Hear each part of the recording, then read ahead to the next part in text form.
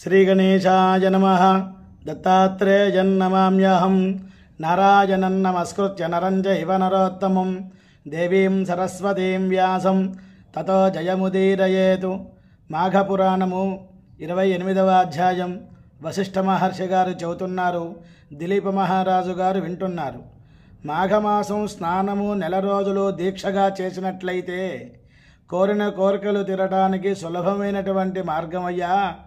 అంతేనా, ఒక దైవ కార్యక్రమానికి ఉపయోగపడేటట్లుగా ఉంటుందిట.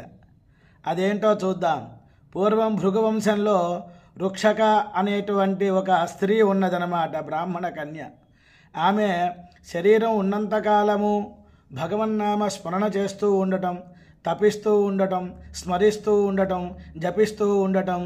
ప్రహ్లాదుడు పానీయంబులు త్రాగుతున్ కుడుచుతున్ భాసించుతున్ హాసలీలా నిద్రాదులు చేయుతున్ రక్షించుతున్ సంతత శ్రీనారాయణ పాదపద్మయుగళీ చింతామృతాస్వాద సంధానుండై మరిచన్ సురారి సుతుడు ఏతద్విశ్వమున్ భూవరా. భగవంతుడి యొక్క అనుగ్రహాన్ని కలిగినటువంటి వారు పువ్వు పుట్టగానే పరిమళిస్తుంది అన్నట్టుగా ప్రహ్లాదుడు ఏ విధంగా భగవంతుని నామస్మరణ చేస్తూ ఉండేవాడో 24 గంటలు ఎల్లవేళలా, ఆ విధంగా ఈ రుక్షక అనేటువంటి బ్రాహ్మణ స్త్రీ, భృగువంశంలో పుట్టినటువంటి ఆ అమ్మాయి కూడా భగవన్నామస్మరణ చేస్తూ ఉండేది. మాఘమాసం వచ్చింది, నెల రోజులు కూడా గంగలో స్నానం చేస్తూ ఉండేది. అలా 70-80 సంవత్సరాలు వయసు వరకు చేస్తూ ఉన్నంత మాత్రమునే ఆమె మరణించింది. తర్వాత వైకుంఠ ప్రాప్తి కలిగింది. అటువంటి మాఘమాస స్నానం చేసిన మాత్రమునే కొంతకాలానికి వైకుంఠం నుంచి బ్రహ్మలోకానికి వచ్చారు. అమ్మా, నీవు అప్సరసగా ఉండు, లోక కళ్యాణం కోసం నీకు నృత్యం చేసేటువంటి ఈ యొక్క ఇంద్ర సభలో నీవు అప్సరసగా ఉండు అన్నారు.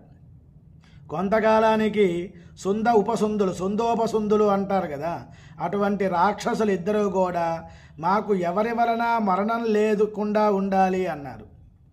ఇప్పుడు చూడండి, రాక్షసులకి చిత్ర విచిత్రమైనటువంటి కోరికలు ఉంటాయి.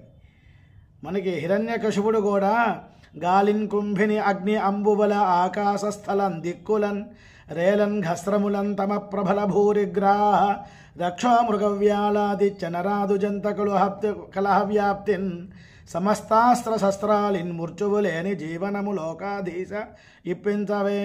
పగళ్ళు రాత్రులు ఏ మృగం, ఏ జంతువు, ఏ మానవుడు వల్ల ఏ శస్త్రాస్త్రాల నుండి మరణం లేకుండా దుర్లభమైన వరం కోరారు. కానీ భగవంతుడికి తెలుసు కదా, నరరూపము కాదు, అదేవిధంగా కేసర రూపం కాదు, నరహరిగా వచ్చారు. ఆ రాక్షసుని సంహారం చేశారు. ఇక్కడ కూడా ఈ సుందోపసుందులను చంపాలి అంటే ఇది దైవ కార్యక్రమం కాబట్టి, వాళ్ళు తపస్సు చేశారు కాబట్టి, బ్రహ్మగారు తప్పకుండా వరం ఇవ్వాల్సిందే కాబట్టి తథాస్తు అన్నారు. ఈ సుందోపసుందులు 33 కోట్ల దేవతలను పిండి పిలిచి పిప్పి చేస్తూ ఉన్నారు. వారి బాధ పడలేక బ్రహ్మగారి దగ్గరికి వెళ్ళారు. అయ్యా, వాళ్ళు పాముకి పాలు పోస్తే విషం పెరుగుతుంది, రాక్షసులకి ఇటువంటి వరం ఇవ్వకూడదు కదా అన్నారు. వారు తపస్సు చేశారయ్యా, తపస్సు చేసినటువంటి వారికి నేను వారికి వరం ఇవ్వవలసిన బాధ్యత నాకుంది అన్నారు. మరి దానిలో లోపాలు ఏమైనా ఉన్నాయా? వారిద్దరూ కూడా సుందోపసుందులు ఎలా మరణిస్తారు అన్నారు. అప్పుడు ఈ అప్సరస ఎవరైతే ఉన్నారో, రుక్షక అనేటువంటి బ్రాహ్మణ కన్య భృగువంశంలో పుట్టిన ఆమె మాఘమాసం తపస్సు చేసింది కాబట్టి, స్నానం చేసింది కాబట్టి, నదీ స్నానము, వైకుంఠం నుంచి బ్రహ్మలోకానికి వచ్చినప్పుడు బ్రహ్మగారు చెప్పిన ప్రకారంగా ఇంద్ర పదవిలో తిలోత్తమగా ఉన్నది. ఆమెను పిలిచారు. వాళ్ళిద్దరినీ కూడా నీవు సంహారం చెయ్యాలి, వారిద్దరూ కూడా మరణించాలి, ఏదో ఒక ఉపాయం చూడు అని బ్రహ్మగారు పంపించారు. ఈ తిలోత్తమ అరణ్యంలో తిరుగుతూ ఉంది. వీళ్ళిద్దరూ చూశారు సుందోపసుందులు. నన్ను పెళ్లి చేసుకో అన్నారు. నాకు ఒక వరం ఉన్నది, ఒక్కరినే వివాహం చేసుకోవాలి, ఇద్దరిని కాదు కాబట్టి మీలో గొప్పవాళ్ళు ఎవరో చూడండి అన్నారు. ఆ విధంగా సుందోపసుందులకి ఇద్దరికి కూడా యుద్ధం జరిగింది. తిలోత్తమని వివాహం చేసుకోవటానికి ఈ సుందోపసుందులే యుద్ధం చేసుకుంటూ ఒకరి చేతిలో ఒకరు మరణించారు. అప్పుడు దేవతలు అమ్మ అనుకున్నారు. స్వామి యొక్క అనుగ్రహంతో ఈ యొక్క అపాయం తొలగింది తిలోత్తమ ద్వారా అనుకున్నారు. అటువంటి మహత్తరమైనటువంటి తిలోత్తమ అప్సరస జన్మ ఎలా వచ్చింది? ఈ యొక్క మాఘమాసంలో గంగలో నదీ స్నానం చేసిన మాత్రమునే దైవ కార్యక్రమానికి కూడా ఉపయోగపడింది. కాబట్టి భక్తుడు అన్నవాడు తానొక్కడే తరించడు, సంఘాన్ని, సమాజాన్ని, దేశాన్ని తరింపజేస్తారు.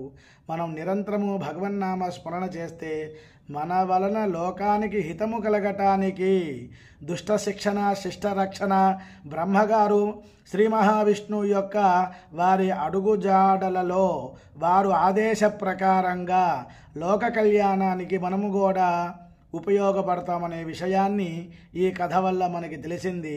మాఘపురాణం 28వ అధ్యాయం పరిపూర్ణమైంది. స్వస్తి.